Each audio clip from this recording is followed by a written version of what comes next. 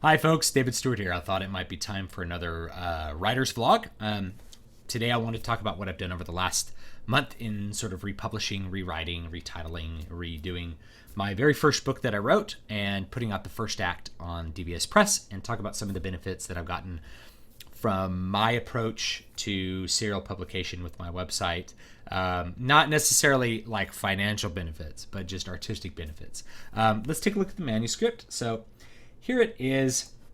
The first act, I published the first act. I did it in 1,000 word segments, which some were longer, some were shorter, but I tried to do it basically like one plot beat at a time, and I think that worked out pretty well. The first act, I was really pleased with how I was able to rewrite it. This was basically a page one rewrite.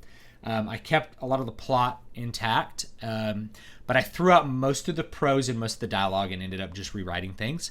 And I did that because this was my first book. First time you do something, you're going to suck at it. You're not going to be good at it. And I've written several books since this, and I developed my skills. Thought it was time to go back, put them to use, and really make sure that this story shines. And unfortunately, I wrote the first part of the first book first, and so that's the worst part because I didn't have a lot of skill investment. I hadn't developed a lot of skills at that particular point in time when I was writing that first draft.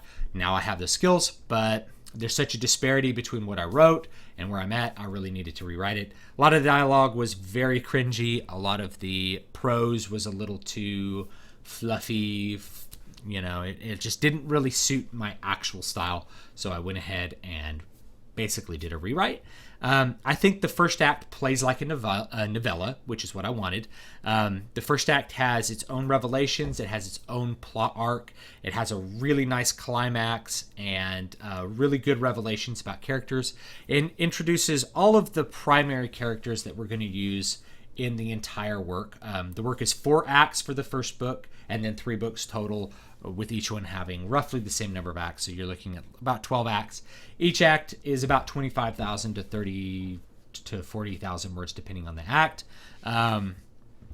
which makes the whole project fairly long. Some other things that I did besides just working on this little novella structure and making sure that within that novella, every character had strong characterization so that you had an idea of what each character was going to be doing, and I had some really good revelations. Besides doing all that, I also renamed it. The whole time, and you can actually see the original title for you viewers of the video, Sea of Stars. I renamed it Dissonant Tides because I like Dissonant Tides better. Sea of Stars was always a working title, as was the title for the entire 3-book Bonanza, which was originally called Moonsong. All of these were just stand-in titles. They weren't anything that I picked specifically to have as the title. I just needed something to work with at the time. I knew what the story was. Some people start with a title and it's like a log line to them. Everything's serving that title. Everything's contributing to the concept communicated in that title.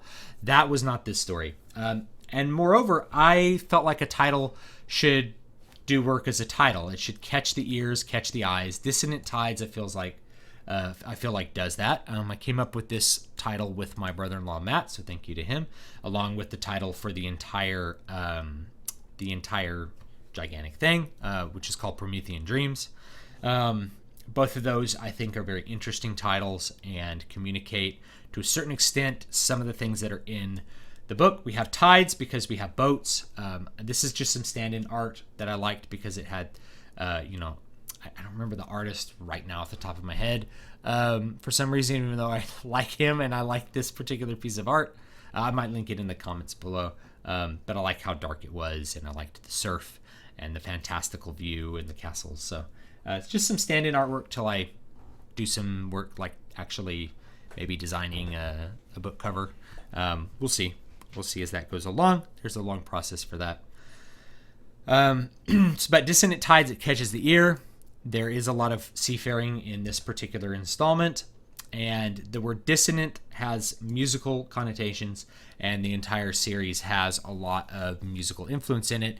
Not just in terms of them hearing music. They actually don't hear music all that much because in this sort of setting, the only way you'd hear music is if you had musicians playing it. So music's kind of a rarity, as it was in previous time periods, but because the structure is itself based on musical structures.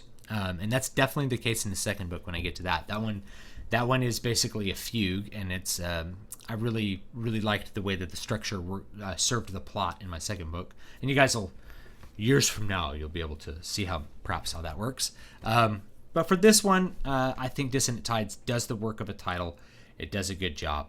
The benefits that I had for my publication of this on the site. Let me talk briefly about that. So I go back to my nice little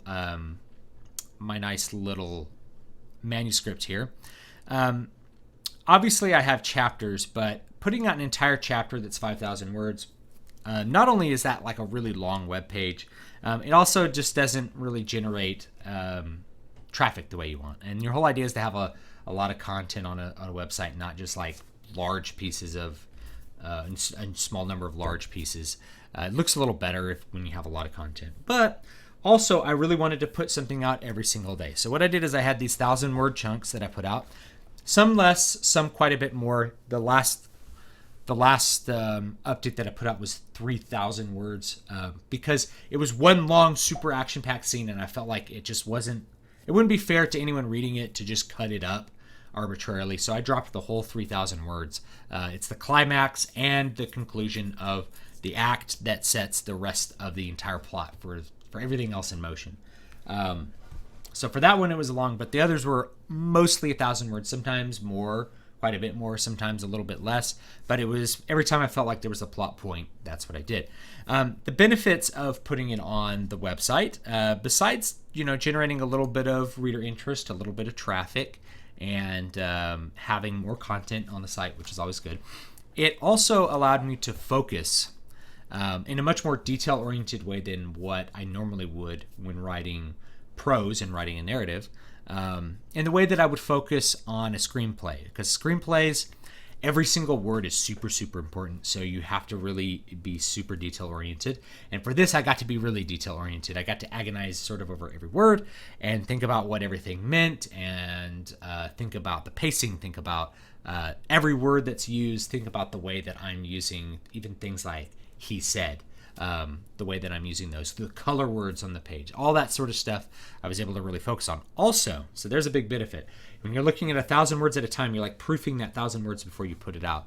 It really lets you focus like a laser on the details. There's a huge benefit to that. That's going to make your manuscript end up feeling a lot tighter because there's nothing that's going to distract the reader with poor quality. Like there's nothing cringy for them to be like, ugh. And there's no, there's nothing awkward, hopefully, about the prose. The other benefit is that because I had people reading a 1,000-word chunk every day, especially my wife, I had like a built-in copy editing system. So if someone's like, hey, you made a typo over here, or like you did this and I think you didn't mean to write this order of words. When you're reading especially when you're reading your own work, you miss lots of mistakes. And the reason is you like process a sentence and it goes into your mind in the way that it is supposed to be rather than the way it is. But when someone else is reading it and they're unfamiliar with that sentence, they don't do that. They don't do this little mental trick where they're like self-correcting it before they even process it. They're reading it as it is wrong, processing it, and then going, hey, I think you made this mistake. Can you fix it? So there's another hidden benefit to it. So overall, I think it's pretty successful. Looking forward, I think what I'm going to do is I'm going to have a couple of little other things for the week on DVS Press, and then I want to start in on the next act of this and see if I'm able to continue that sort of quality with that. At the same time, I'm still working on getting Muramasa out, and I'll be attempting to put more focus into that. It's the end of the school year, and there's a lot that goes into that and a lot of headaches that go into trying to finish off a school year. Summer's around the corner. I'm hoping to get a little more time to myself to focus on these projects, and God willing, I will have that time. Thank you so much for watching. Please don't forget to like, comment, and subscribe. Let me know what you want to see and what you want to hear. I will have Dissonant Tides linked below on my site, DVS Press. You can read the first act. I think it functions all on its own as a cool little novella. I think when you get to the end, there's still lots of questions to be answered, but it ends on a really good note. It ends on a nice cadence, and I think just as its own little unit, it's a nice, compact, great introduction into some of the ideas I have for this particular universe, the Promethean Dreams universe. So I really appreciate it. Please let me know what you think as well, and give me any advice. I'm always happy to have advice. Some of you are writers, and I'm really, really fortunate to have you giving me your input and your advice on things like CreateSpace and other ways to go about publishing this work. It's very valuable, and hopefully this content is also valuable for you.